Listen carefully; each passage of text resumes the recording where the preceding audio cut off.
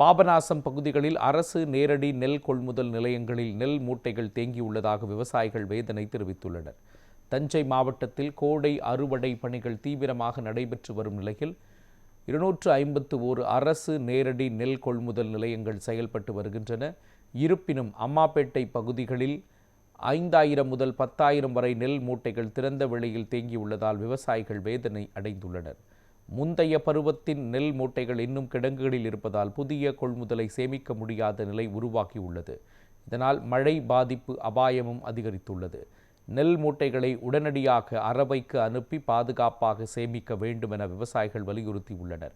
இதை கண்டித்து தமிழ்நாடு விவசாயிகள் சங்கத்தினர் ஆர்ப்பாட்டத்தில் ஈடுபட்டு மாவட்ட நிர்வாகம் மற்றும் அரசு விரைந்து நடவடிக்கை எடுக்க வேண்டும் என கோரிக்கை விடுத்துள்ளனர்.